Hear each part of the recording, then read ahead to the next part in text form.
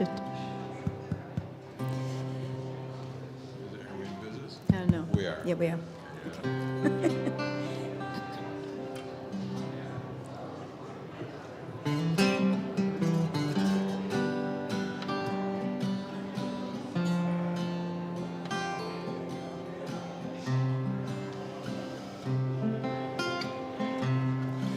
In North Carolina,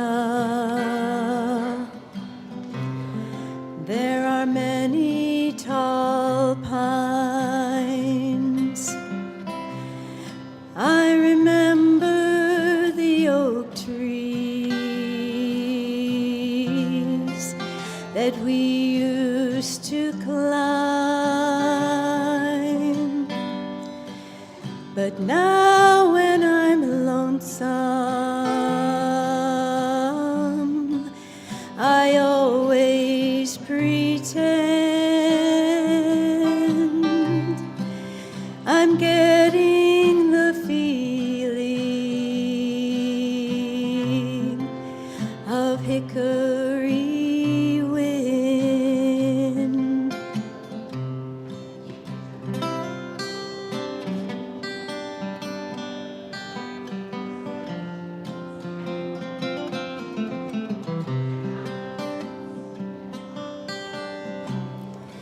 I started out younger at most everything, all the riches and pleasures.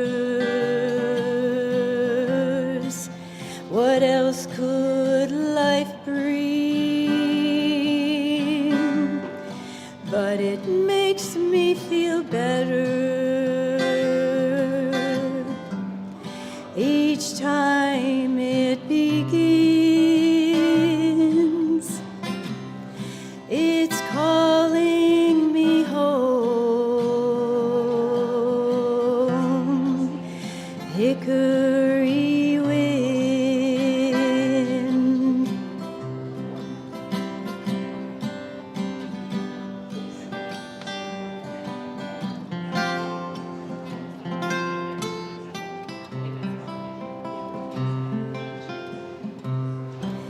It's hard way to find out that trouble is real in a faraway city with a faraway feel. But it makes me feel better each time it begins. It's calling me home, hickory wind. It's calling me home, hickory wind.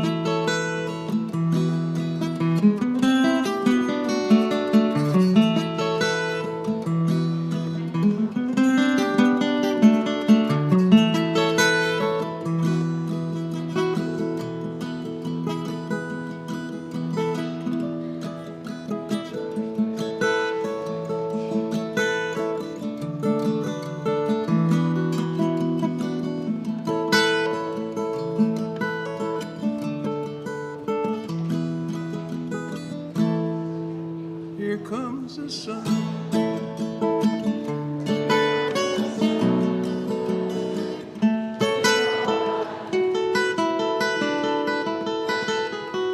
Here comes the sun. Here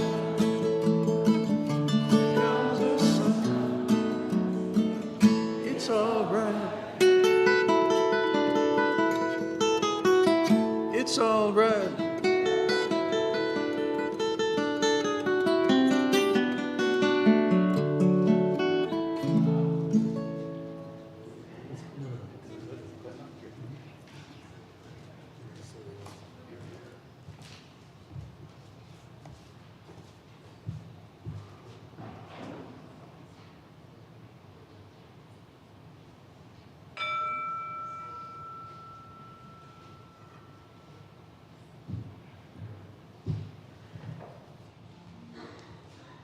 Good morning. Welcome to the Community Church of Chapel Hill Unitarian Universalist. I am Ginger Guidry, a member of the Worship Associates Ministry. Our minister is the Reverend Tom Belote. Our service this morning is led by our intern minister, Jenn Kapranov. I especially want to welcome any visitors or newcomers to our church and to call your attention to the special note for you, Welcome Guests and Newcomers, on the back side of the order of service. I would also like to welcome those of you attending online. Lyrics to hymns and all elements of the service may be found on the screen. A complete order of service, including this week's announcements, is available via the link in the Sunday morning email and on the church website. Our in-person Sunday social is held immediately following the service. As a reminder, if you haven't already done so, please turn off or silence all cell phones during our service to maintain a worshipful experience. Whoever you are, whomever you love, however you arrived at this beloved place, you are welcome here. And now we will have a Within These Walls with Bonnie Crotty Nelson about the annual pledge drive.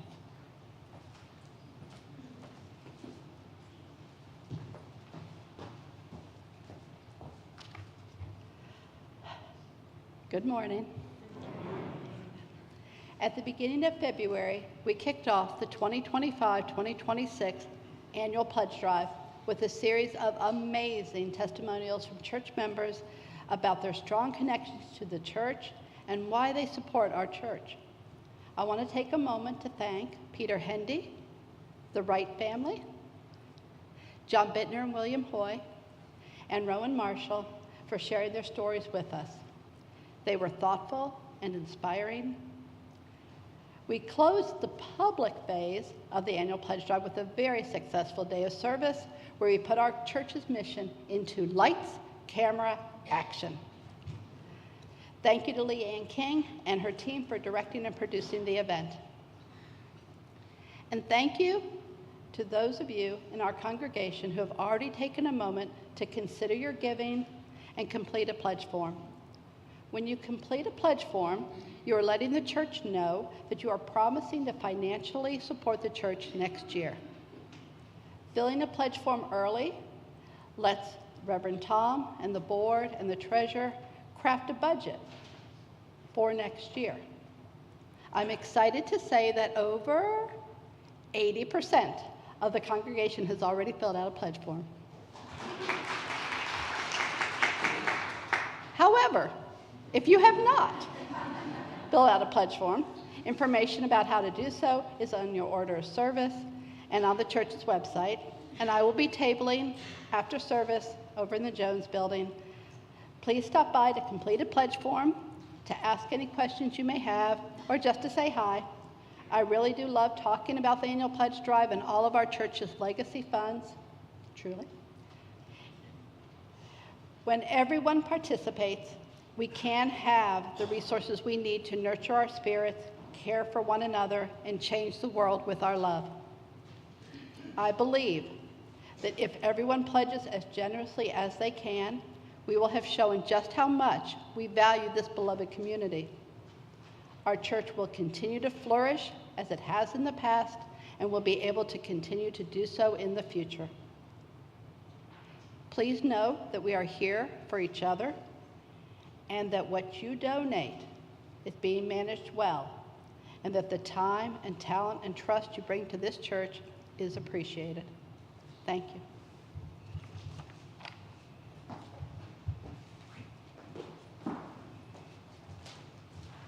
Thank you, Bonnie. Please rise in body or in spirit for our opening hymn, number 311 in the gray hymnal, Let It Be a Dance.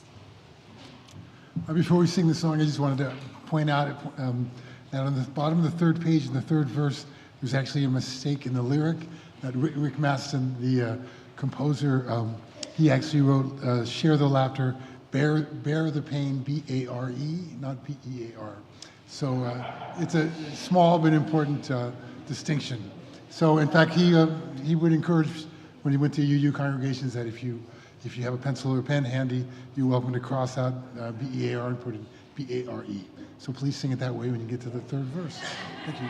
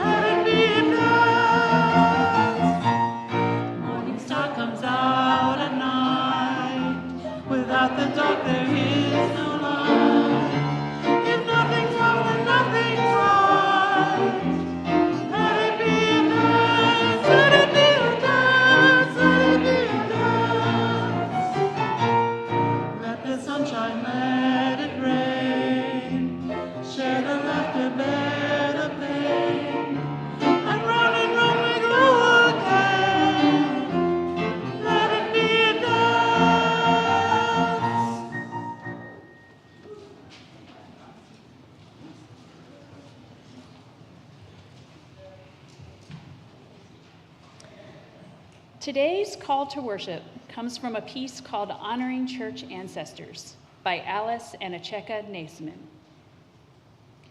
Let us take a moment to honor the ancestors of this church, the people who first came together to create a home for liberal religion here in Chapel Hill, who worked to raise money for a building, who sat in committee meetings and created bylaws, who chopped and marinated and baked for potlucks, who painted and weeded and pounded nails and washed countless dishes, who gathered to worship, to learn, to grieve, to heal, to serve, to build justice, to transform their lives in this world. We are the recipients of an incredible gift and a beautiful vision. Let us do our part to keep this congregation strong, vital, and thriving for the generations to come. Come, let us worship together. You will find the words for our chalice lighting in the order of service. Please join me in reading them. O spinner, weaver of our lives, your loom is love. May we who are gathered here be empowered by that love to weave new patterns of truth and justice into a web of life that is strong, beautiful, and everlasting.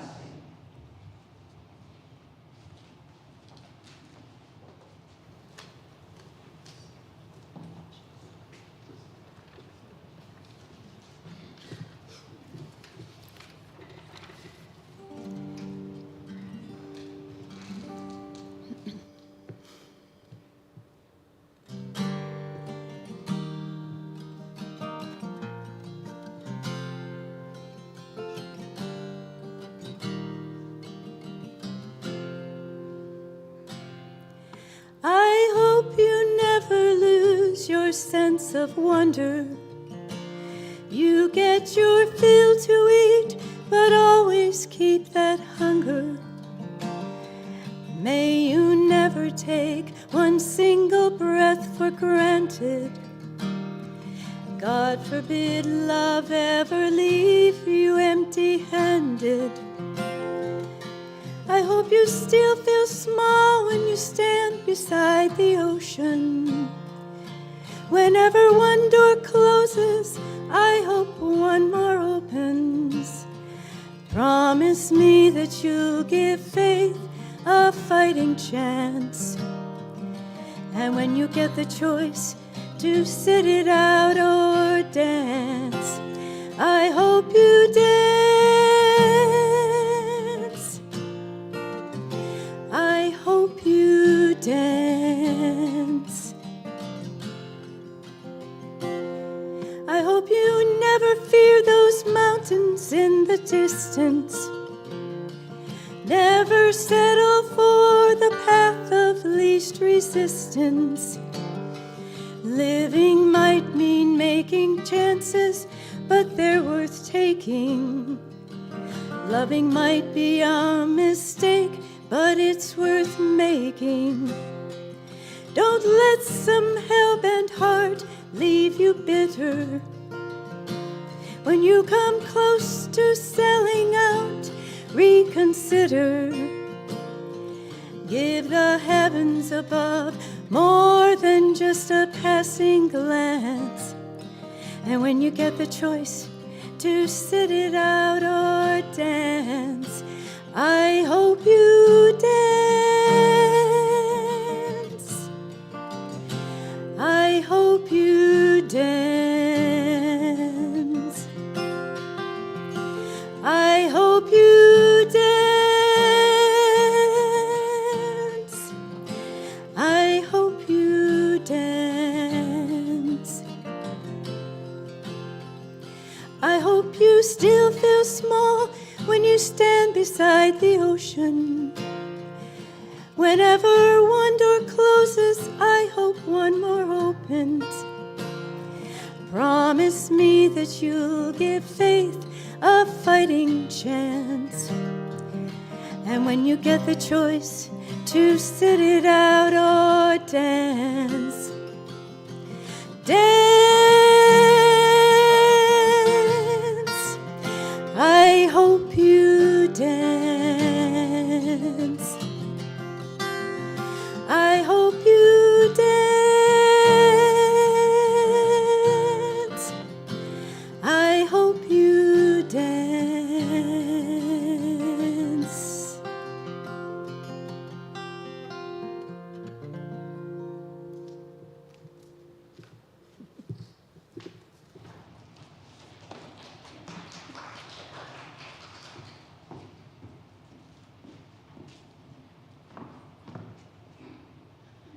Each week, we take time in our service to consider the joys and sorrows of the members of this congregation.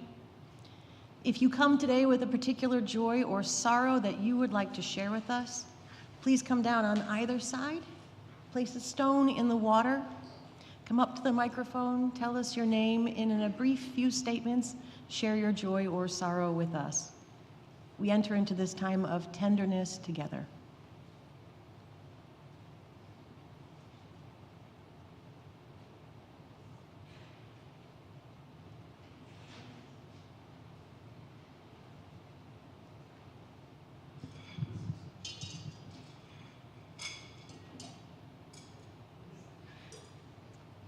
So I have I'm Marnie Goldschlag. I have 3 joys. The first one is that I just got to spend 5 days with my grandson in Texas, who I see about once a year, so that was a big joy. Then coming home is also. Second one is that on tomorrow I will turn 77. Never thought I'd make it that old. And the last one is a joy and kind of a little bit of a fear. On Thursday, I give an artist talk at the North Carolina Medical Board where I have 10 of my artworks hanging, and I've never given an artist talk before, so wish me luck.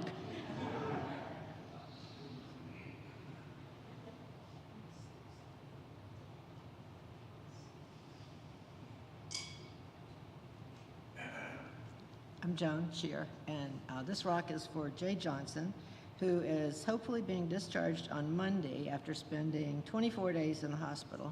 He'll be going to his daughter's house to recuperate. He has a stomach feeding tube until he can swallow again. So he'll be having OT, PT, and swallowing therapy, as well as home health care. And he thanks everyone for their thoughts and prayers and cards, and he loves this men's group.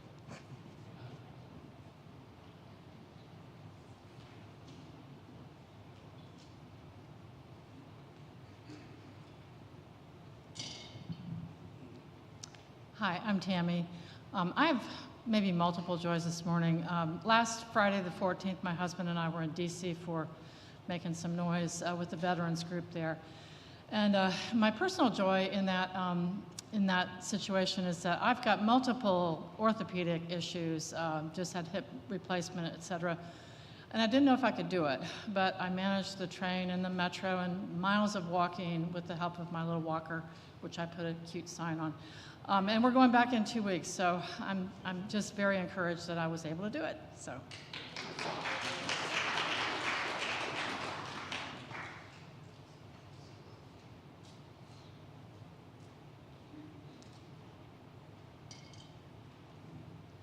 Hello, I am Amy, the physics Amy, and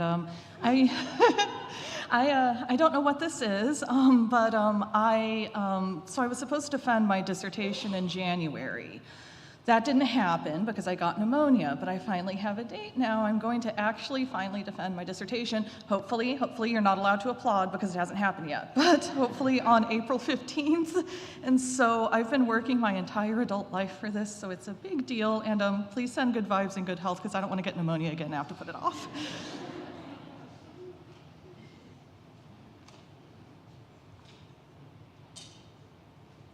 Hi, I'm Susan Siplon. I used to be a very active member in this church until I moved to upstate New York. And my 2 daughters basically grew up in this church and were fed by this church. And this song you just sang, I Hope You Dance, I sang that to my kids and just wished for my children to just blossom. And this church did a lot for them. And one of the really cool products of that is one daughter, Grace Siplon, is this month she has a musical that she's written. Can you believe it, Glenn? And it's going to be performed in different bars throughout the area. Her first one is April 12th at the Gathering Place. It's called The Crow's Walk. She wrote a musical, okay. And at the same month, a book called The Sisterhood of Whispers is being released that she wrote. And so she's dancing, and I'm very proud, and I want to share that. Thank you.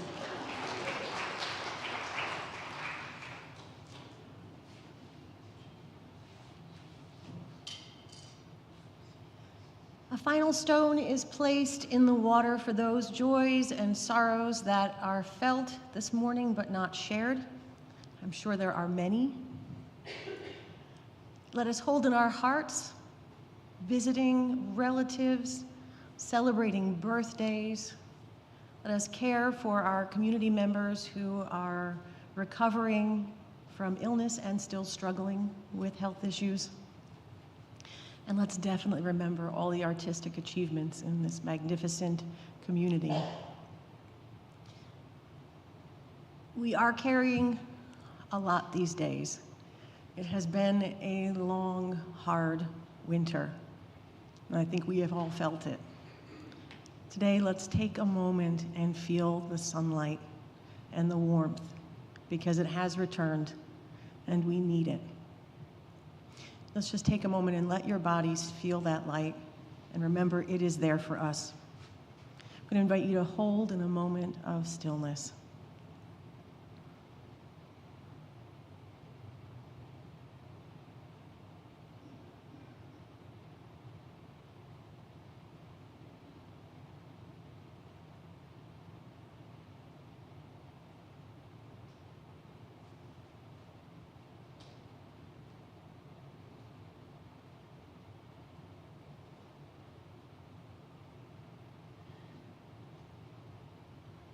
Amen.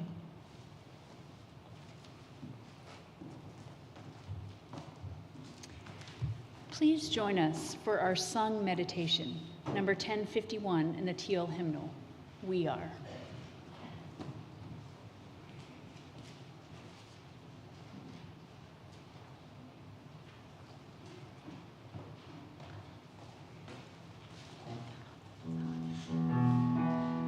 If you'll be decoding the musical notations there, note that we will take the first repeat, but then when we get into the longer part, we'll just go once to the end, and that will be it. Each other's morning star rises and sings to the universe who we are. Each other's morning star rises and sings to the universe who we are. We are grandmother's prayers, and we are our grandfather's strivings. We are the breath of our ancestors. We are the Spirit of God. We are mothers of courage and fathers of time. We are daughters of dust and the sons of great visions. We're sisters of mercy and brothers of love. We are lovers of love and the builders of nations. We're seekers of truth and keepers of faith. We are makers of peace and the wisdom of ages. We are grandmother's prayers, and we are our grandfather's dreamings. We are the birth of our ancestors. We are the Spirit of God. For each child that's born, a morning star rises and sings to the universe who we are. For each child that's born, a morning star rises and sings to the universe who we are.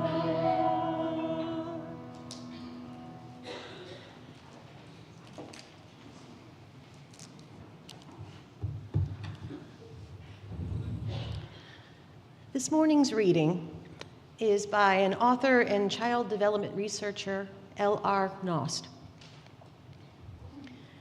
Namaste means that my soul acknowledges yours, not just your light, your wisdom, your goodness, but also your darkness, your suffering, and your imperfections. It is a recognition and acceptance of the inexplicable divine absurdity, the miraculous woven into the ordinary. Light and darkness intimately entwined in magical, messy humanity. It means that I honor all that you are with all that I am. So namaste, my fellow travelers. I'm so glad we're on this trek through the universe together.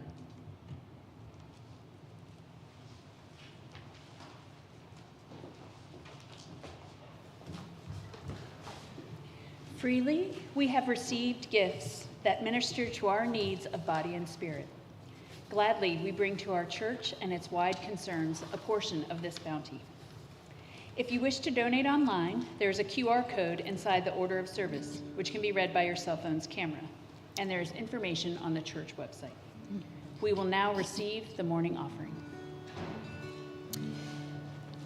This song that we're about to do has 5 repetitive verses. And so I'd like some audience participation for the last 2 verses, and I'll give you a little cue. It's very easy, so and the song starts with that verse. So listen in and then join in.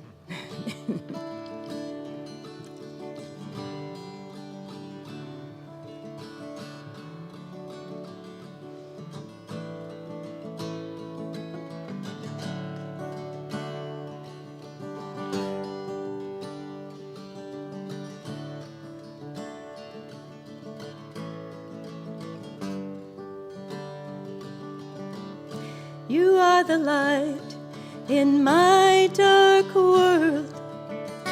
You are the fire that will always burn.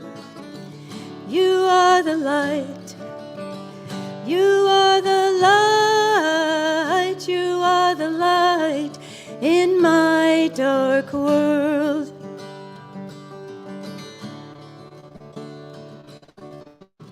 Oh, how you shine in my time of darkness. Oh, how you shine when everything seems hopeless. You know how to help me when I can't stand on my own. Don't let go now. You are the light in my dark world. You are the fire that will always burn. You are the light.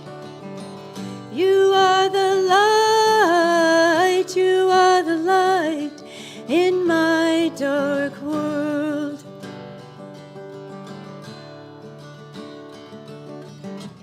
Oh, how you shine in my time of indecision. Oh, how you shine, gonna get this girl some vision.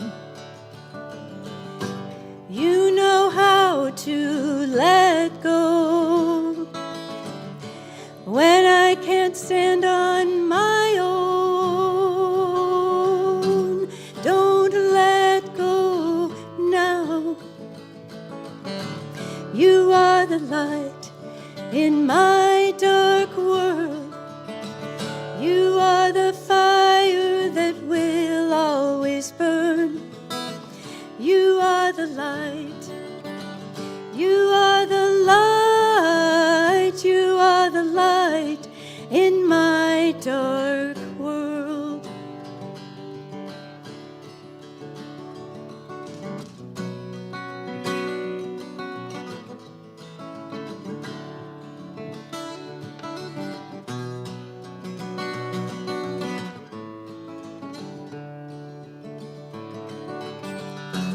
You know how to let go when I can't stand on my own.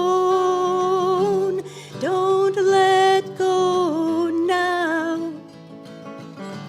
You are the light in my dark world. You are the fire that will always burn. You are the light.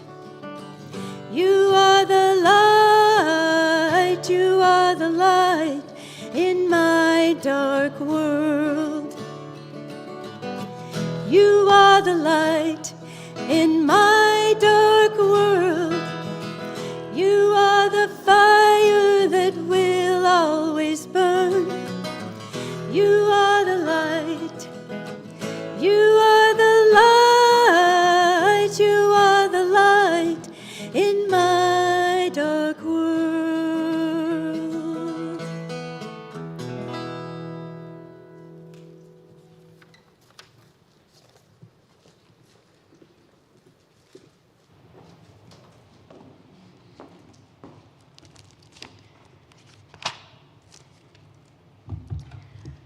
I'd like to start by first just acknowledging what an honor it is to be able to stand before you.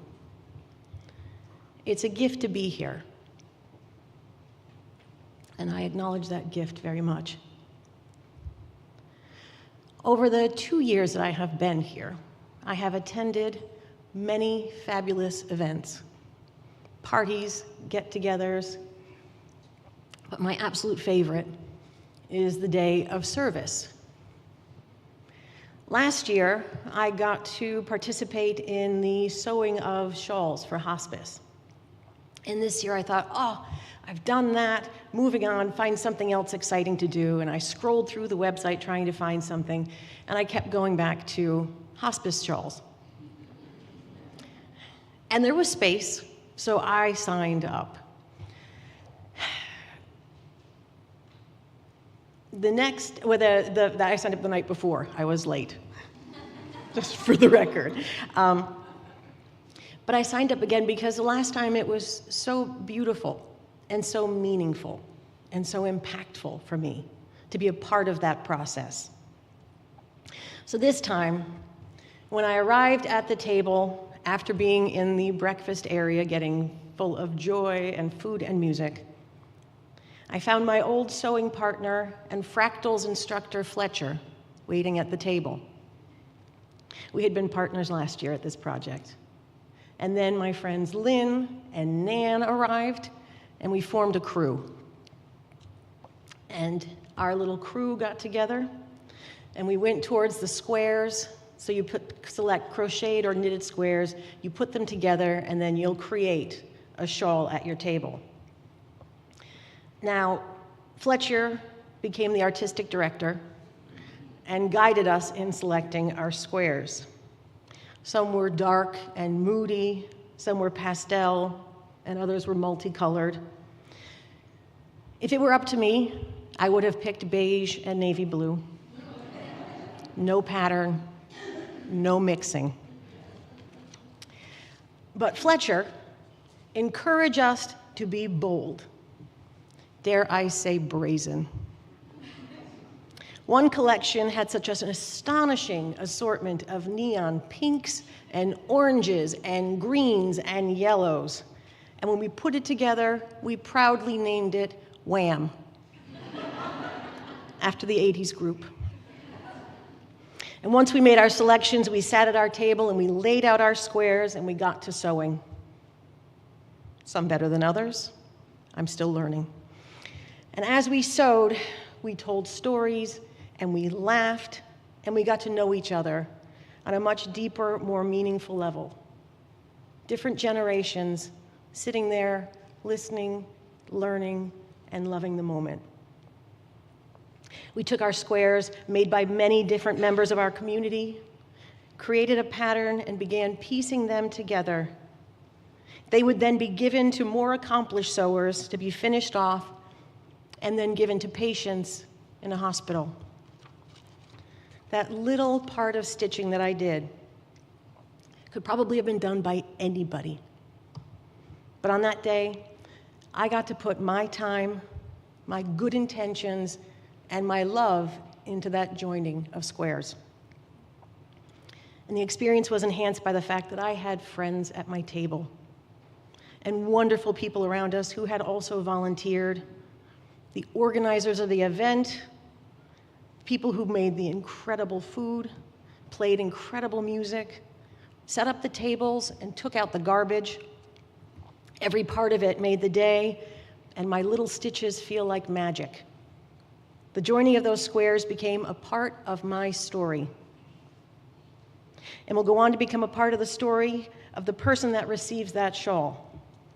We become linked through the sharing, another part of our interconnected web. And I am thrilled to know that our creation, Wham, will go on into the world and have an adventure of its own, waiting to be loved. Our day of service is the perfect metaphor for the fact that we are a living tradition. Generations coming together to give and to serve to the greater community, and doing so with joy and excitement, building on the foundations and traditions of the past and creating a collective future. I've been reflecting on the idea that each story, each memory, every small interaction during my time here will become a part of my story. And that I, in some small way, have been woven into the story of this community. I have been transformed by this experience. I will be forever grateful that Reverend Tom opened my email. He considered it, and with the support of the board, said yes. I could come here and be with you for 2 years. Taking on an intern is not a small thing. It means funding, time, training, and education. And Reverend Tom has given me far more opportunities than any of my classmates. My teachers have admitted to stalking Reverend Tom and the community church on Facebook, wondering, and I quote, "What is the secret sauce? Why did we go back to 2 services so quickly? Why is this community growing? Why are young families joining? Why are people having fun?" The sauce, if I may say, in my humble opinion, is love. Reverend Tom, Marion, Glenn, Kat, Rachel, and Franklin love church.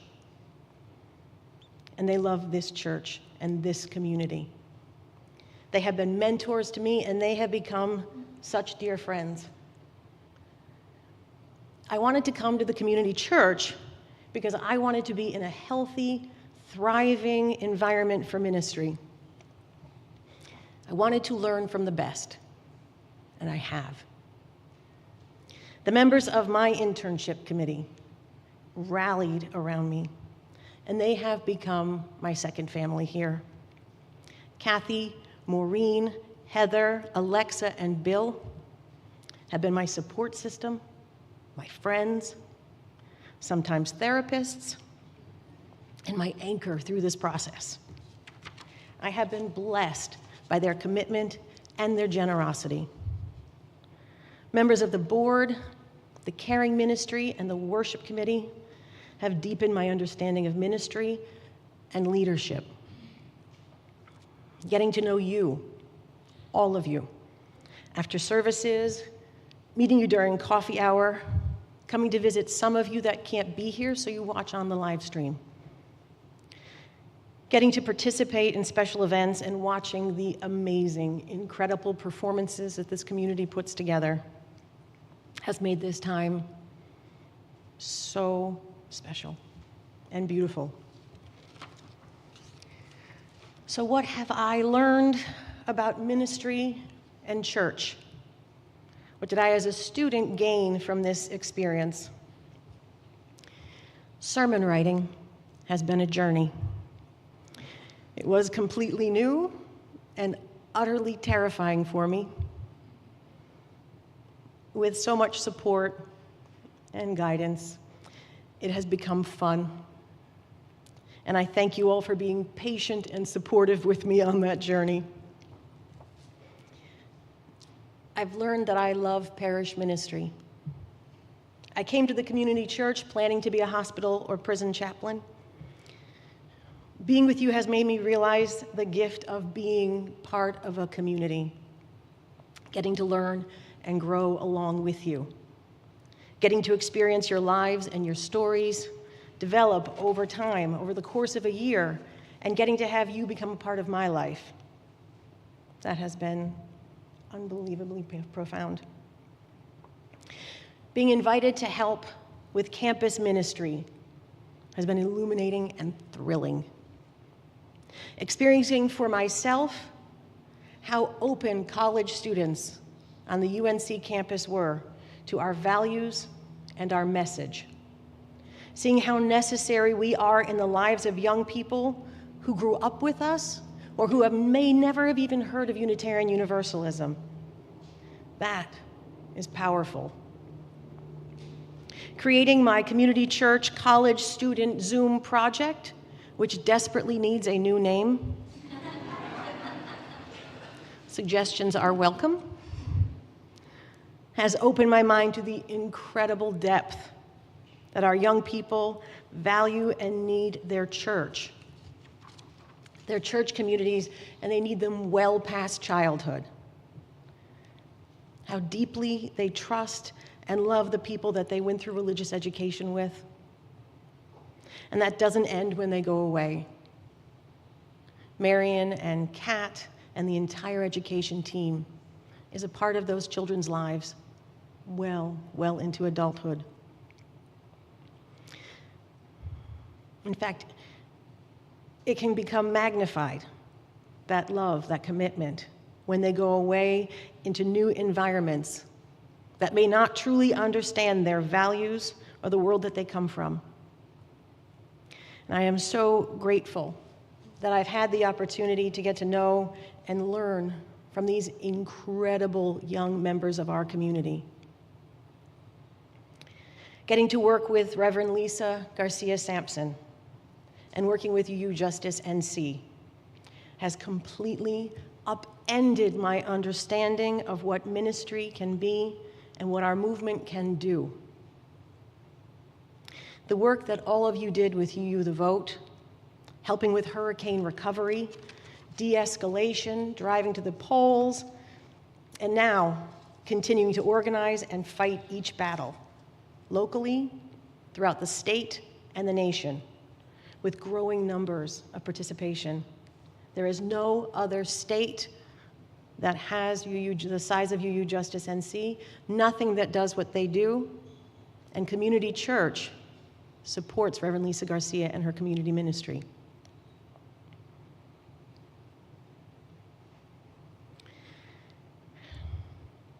It has filled me with courage and with hope every time I work with our social justice ministry.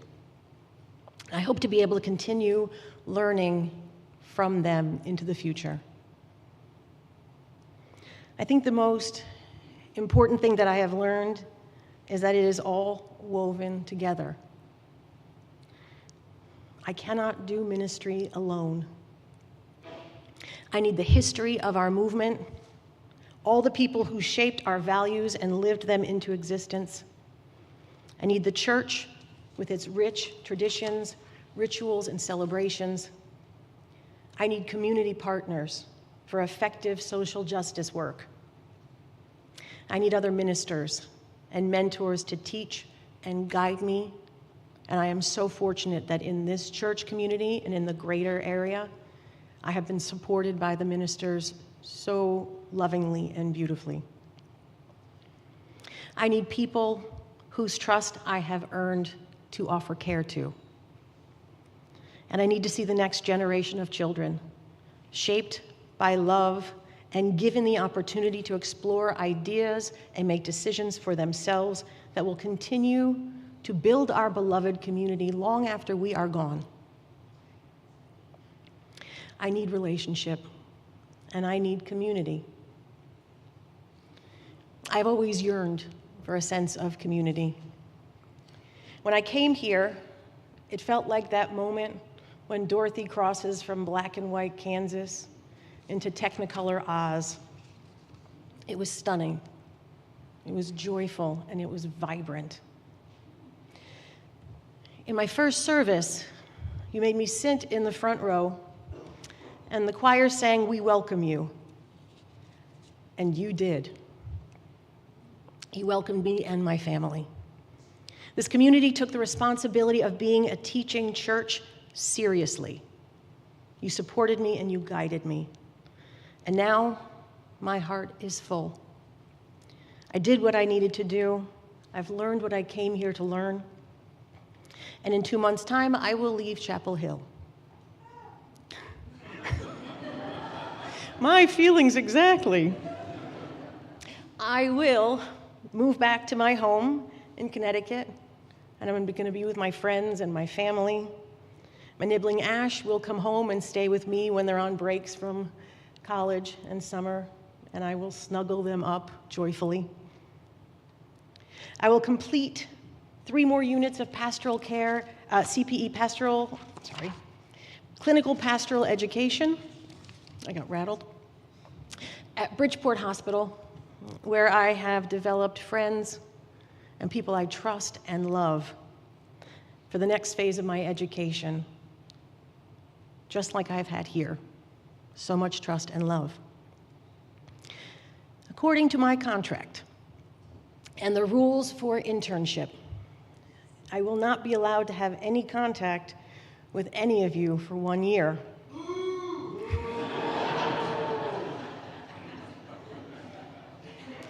It certainly does not mean that I do not want to see you, but I can't, and that makes me so sad. But I trust the process, and I accept the guidelines. Helen Keller said, "What we have once enjoyed deeply, we can never lose. All that we love deeply becomes a part of us. You are woven into me and through me." In my first sermon, I told you that I hate goodbyes, and I do. But now, after my 2 years of being with you, working, laughing, singing, crying, mourning, and praying, you have helped shape me into the minister that I will become. Whatever I do going forward, you will be there. You will be a part of me. So this won't really be goodbye. And I still get to enjoy 2 more months with you, so I'm going to focus on that right now. Now, you might be asking yourselves, is there anything that I hope you will take away from me? Why, yes, there is. Throughout this process, my internship committee has said repeatedly, we wish you could see yourself through our eyes. I wish you could see yourself through mine. This church is so special.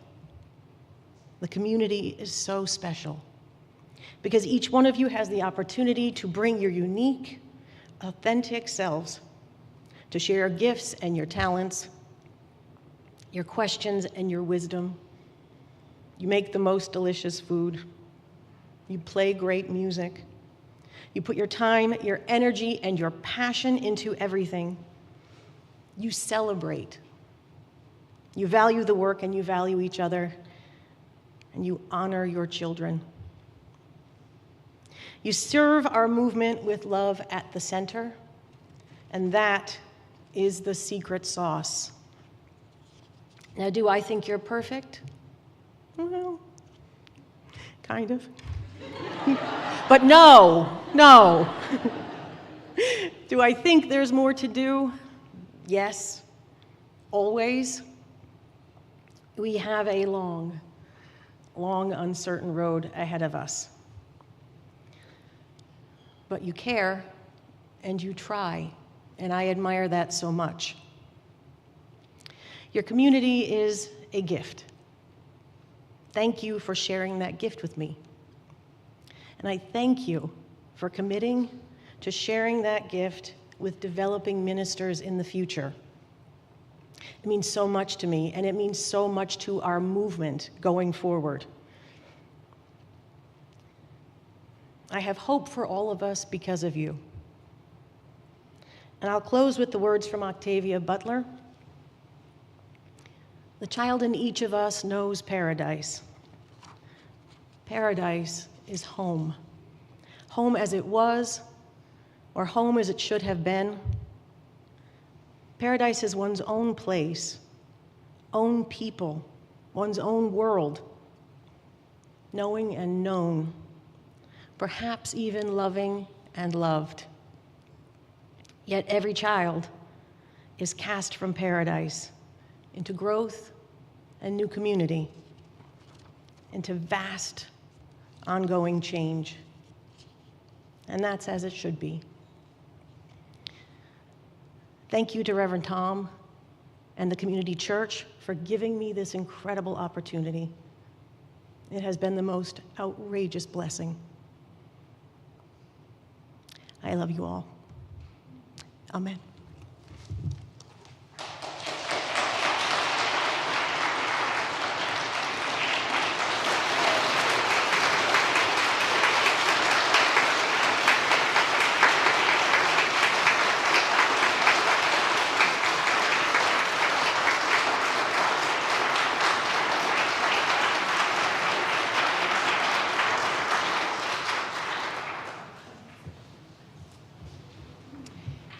Now please join us in our closing hymn, number 163 in the gray hymnal, For the Earth Forever Turning.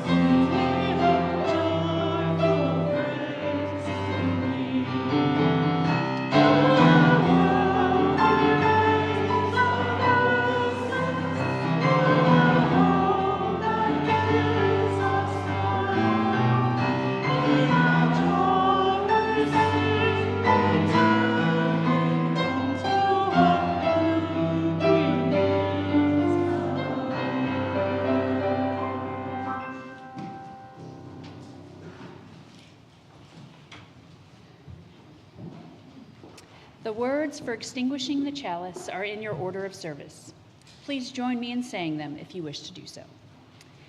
We extinguish this flame, but not the light of truth, the warmth of community, or the fire of commitment. These we carry in our hearts until we are together again. Before we sing Shalom, let us thank our musicians this morning.